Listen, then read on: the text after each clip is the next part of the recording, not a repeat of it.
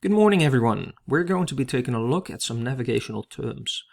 Some of this might be new for you, some of this might already be familiar because you've learned this in Dutch. But we're going to be taking a look at the English terms. So, the very first thing that we will be looking at is course. Course is the direction in which you are sailing. It is not the current place where you are heading or the current direction that you are heading, so aiming at, but the direction in which you are sailing.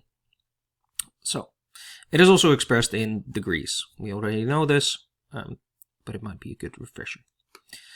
Then sort of the opposite but related to course is the heading. The heading is the direction in which your vessel is currently pointing.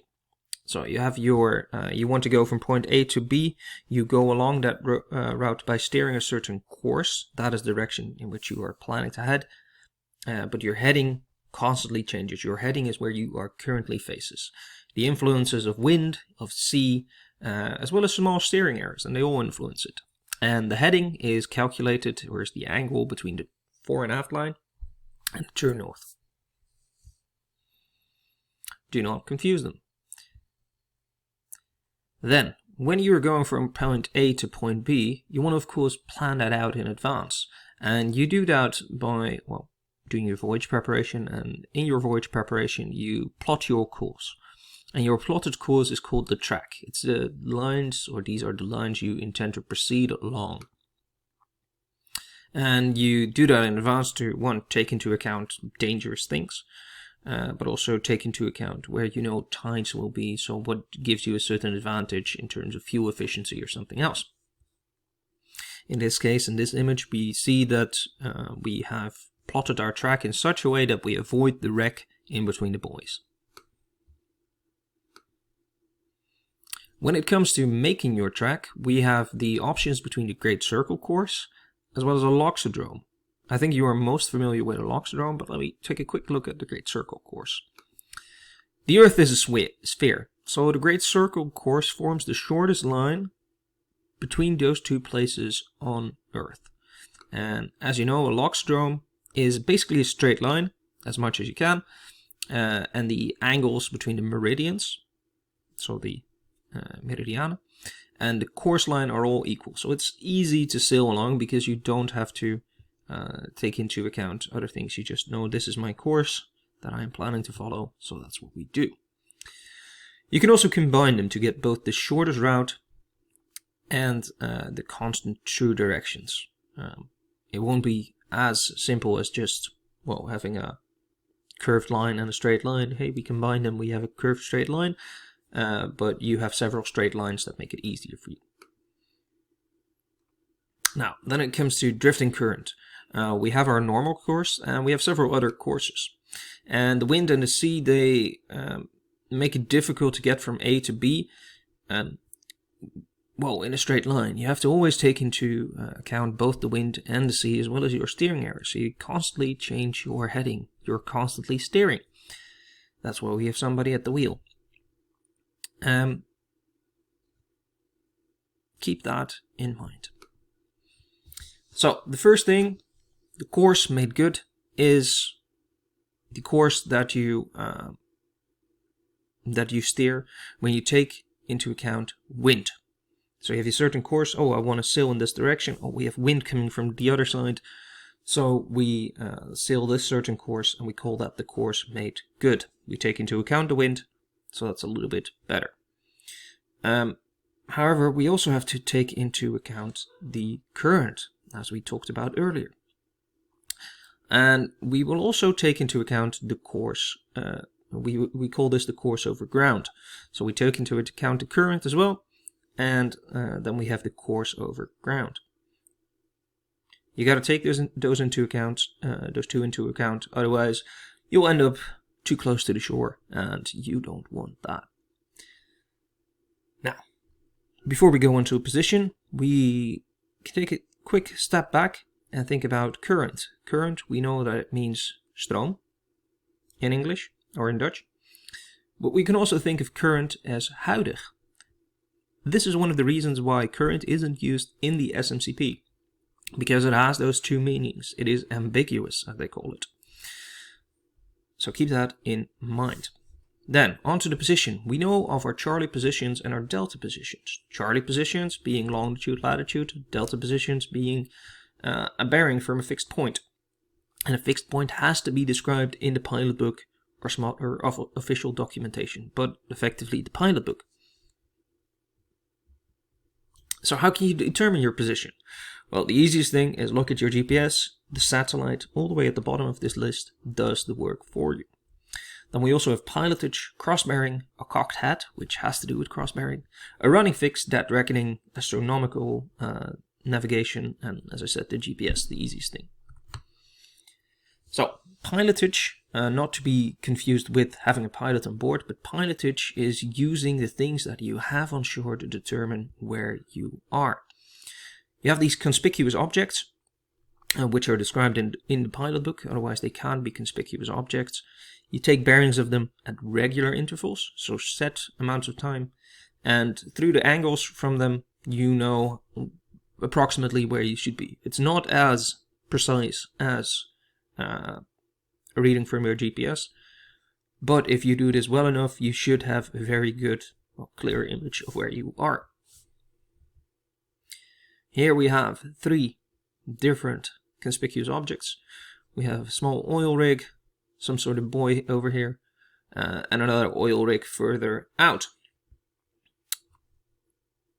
You take a bearing of those, and that helps you along with your pilotage. So cross bearings is a second thing. Cross bearing is great. You take multiple of those conspicuous objects, and if you take a bearing from them, you will see that they form an intersection, a point where they cross, and that is around where you should be. The more of them you have, the more accurate you can determine your position, of course. But they all combine into what's called a cocked hat. So if you have a third line, you take another one to check. And it sort of looks like this.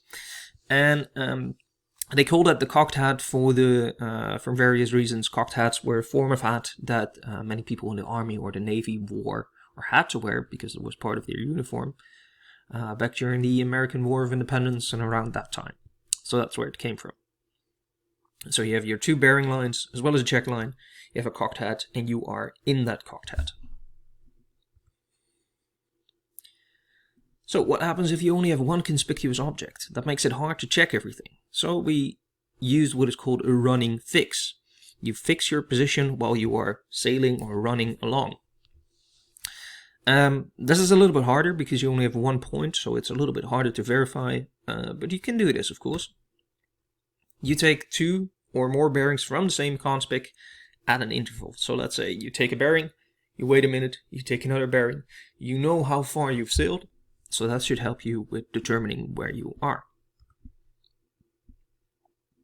So over here, we see a small example of how it goes. We have our course line sailing from the northeast towards the southwest. And the first reading is taken at 1650, 1650 hours local time. And we have traveled 380 nautical miles so far. So the first bearing, we know that we're somewhere around here. So we have the course line, we have our bearing, so we should be around there. The second bearing is taken at 1655, and we see that we've traveled 1 nautical mile further. Pay attention, the angle between those 2 bearing lines must be more than 30 degrees, otherwise you might have personal errors where your measuring is not as accurate. So, we see that these are the two bearing lines, and we use our chart dividers, Pleinschaal and andere dingen, to transfer the course line, move it 1 mile up. It might seem strange, but we know that the second bearing line should run parallel to the first line, and then we know, hey, we are around here. We see the intersection of the second bearing line with the line that runs parallel. So we are suddenly a lot closer to the coast than we thought we were. Oops, we gotta get out to sea. Dead reckoning. Now, this is the one that you'll probably use the least, I hope. Why? Well, it has the name dead in the title. That has to do with, effectively, this is just guessing based on information that you have. Reckoning something, I reckon that he knows, I think that he knows. So you're just thinking something, you're not sure. Sometimes all your equipment shuts off, you can't figure it out in a normal way, so you use dead reckoning. You take into account your last known position, so where were you, your course and speed, and the sea and weather conditions. So this is all taken with a grain of salt. You have to do some sort of guesstimating and you calculate it. Now we go back all the way to ancient times, astronomical navigation. We look at the stars, we use your sextant and other things, and we measure the angle between the celestial body, and a celestial body can effectively be almost any star. We can use the sun during daytime and the North Star during nighttime. And then we take that angle, look into various almanacs, the nautical almanac, and we determine our position that way. Not as quick, still very functional, but also not as easy as just looking at the GPS. Satellite bearing GPS, hey, the satellites do the work for us, we just read from the screen, and it is done. The more satellites we have, the more secure our location is, or the more certain we are of it. And that's where I'm going to end this short clip.